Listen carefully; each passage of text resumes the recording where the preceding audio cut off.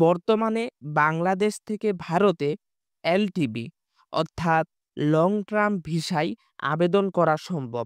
হ্যাঁ, এই ভিসাটি মূলত সেই সব বাংলাদেশি নাগরিকদের দেওয়া হয় যারা ধর্মীয় নিপীড়নের শিকার হয়ে ভারতে আশ্রয় নিতে চান।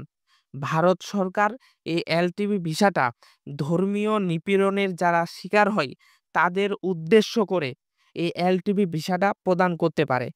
আপনি যদি ধর্মীয় নিপীড়নের শিকার হন তাহলে আপনি এই এলটিবি ভিসায় আবেদন করলে ভারত সরকার দ্রুততম সময়ে আপনাকে এই এলটিবি ভিসার মাধ্যমে ভারতে আশ্রয় দিতে বাধ্য।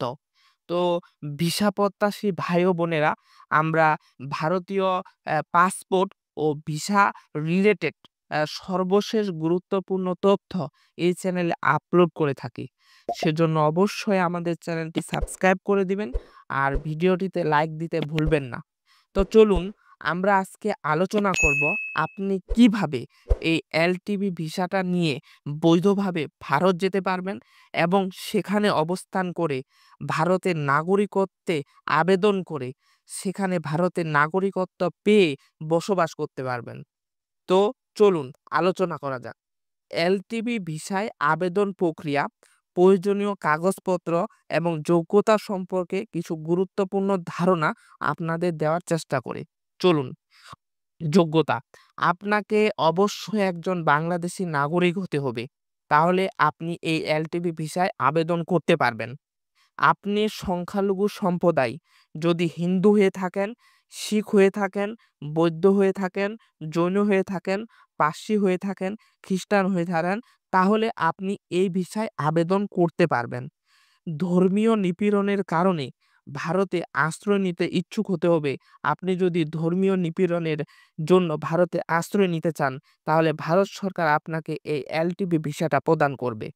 আবেদন প্রক্রিয়া, আপনি কিভাবে এই এলটিবি ভিসায় আবেদন প্রক্রিয়া সম্পন্ন করবেন তার ধারণা আমি আপনাদের দিই। চলুন। এলটিবি ভিসায় আবেদন অনলাইনে করতে হয়। এর জন্য আপনাকে পায়ে হেঁটে কোনো ভিসা প্রক্রিয়াকরণ সেন্টারে বা ভারতীয় হাইকমিশনের সেন্টারে যাওয়ার প্রয়োজন নেই। আপনাকে নির্দিষ্ট কিছু সহায়ক নথিসহ অনলাইনে আবেদন জমা দিয়ে এই আবেদন প্রক্রিয়াটি সম্পন্ন করতে হবে। আবেদনের সাথে একটি নির্ধারিত ফি জমা দিতে হবে। আপনারা জানেন এই ফিটা আগামী ১০ আগস্ট থেকে অর্থাৎ আজকে থেকে ৳৮২০ পরিবর্তে ৳১৫০০ ধার্য হয়েছে। এই ৳১৫০০ আপনাকে প্রদান করতে হবে।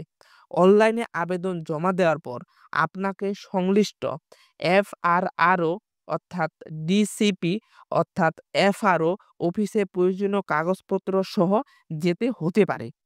প্রয়োজনীয় কাগজপত্র কি, কি লাগবে আবেদন করার জন্য? এলটিবি ভিসার জন্য আবেদন করার সময় আপনাকে কিছু গুরুত্বপূর্ণ কাগজপত্র জমা দিতে হবে। এগুলোর মধ্যে কিছু কাগজপত্রের একটি তালিকা আমি আপনাদের সুবিধার্থে বলে দিচ্ছি। পাসপোর্টের কপি। আগে পাসপোর্টের মেয়াদ ৬ মাস থাকলে হয়ে যেত। কিন্তু বর্তমানে সংশ্লিষ্ট ভারত সরকার এটাতে কিছুটা পরিবর্তন এনেছে। এই ৬ মাসের মেয়াদটা ৮ মাস করা হয়েছে। অর্থাৎ আপনার পাসপোর্টের মেয়াদ ৮ মাস থাকতে হবে। তবেই আপনি এই এলটিবি ভিসায় আবেদন করতে পারবেন। ছবি, ভারতীয় ভিসা অ্যাপ্লিকেশনের জন্য নির্দিষ্ট মাপের অর্থাৎ পাসপোর্ট সাইজের ছবি প্রদান করতে হবে। যে ছবিটা আপনাকে সম্প্রতি তুলতে হবে এবং ছবিটা হতে হবে রঙিন সাদা ব্যাকগ্রাউন্ডওয়ালা। অনলাইনে পূরণকৃত এবং প্রিন্ট করা আবেদনপত্র আপনার লাগবে। পরিচয়পত্র হিসাবে জন্ম নিবন্ধন সনদ এবং আপনার অথবা আপনার এনআইডি অর্থাৎ বাংলাদেশ জাতীয় পরিচয়পত্রের ফটোকপি দিতে হবে। ঠিকানা প্রমাণের জন্য আপনার গ্যাস, পানি, বিদ্যুৎ বিলের ফটোকপি, সর্বোচ্চ ৩ মাসের পুরনো কাগজ জমা দিতে হবে। আপনি যদি ছাত্র হন তাহলে স্টুডেন্ট আইডি কার্ডের ফটোকপি জমা দিতে হবে। যদি চাকরিজীবী হন তাহলে এনওসি নন অবজেকশন সার্টিফিকেট আপনাকে জমা দিতে হবে। ব্যাংক স্টেটমেন্ট বা ডলার এন্ডোর্সমেন্ট কমপক্ষে $১৫০ আপনার আইডিতে থাকতে হবে। এলটিবি ভিসার জন্য বিশেষভাবে প্রয়োজন হতে পারে এবং অন্যান্য কাগজপত্র যেমন ধর্মীয় নিপীড়নের প্রমাণ সম্পর্কিত হলফনামা যদি নামে থাকে আপনার, তাহলে আপনি সহজেই এই এলটিবি ভিসাটা পেতে এই হলফনামাটা কার্যকর ভূমিকা পালন করবে। আপনাকে কিছু গুরুত্বপূর্ণ বিষয়গুলোর দিক লক্ষ্য রাখতে হবে। এখন সেই গুরুত্বপূর্ণ দিক আমি আপনাকে মানে বুঝিয়ে দেওয়ার চেষ্টা করতেছি। আবেদন করার আগে নিশ্চিত করুন যে আপনি এলটিপি ভিসার যোগ্য কিনা। অর্থাৎ আপনি যদি হিন্দু হয়ে থাকেন এবং আপনি যদি এই ধর্মীয় নিপীড়নের শিকার হয়ে থাকেন, তাহলে আপনি এলটিপি ভিসা আবেদন করতে পারবেন এবং এলটিপি ভিসাটা দ্রুত সময়ের মধ্যে পাবেন সে কথা এখানে বলা হয়েছে। আবেদনপত্রের সাথে সকল প্রয়োজনীয় কাগজপত্র ঠিকঠাকভাবে আপলোড করেছেন কিনা তা ভালোভাবে দেখে নিন। অর্থাৎ আমি যে একটু আগে বললাম আপনি এই এলটিপি ভিসার আবেদনটা অনলাইনে করতে পারবেন। এই অনলাইনে আবেদন করার সময় আপনার জমাকৃত কাগজপত্র যে কাগজপত্র আপনি অনলাইনে জমা দিলেন, এই কাগজপত্র ভালোভাবে জমা গেছে কিনা সেটা ভালোভাবে চেক করে নিন। সে কথা এখানে বলা হয়েছে।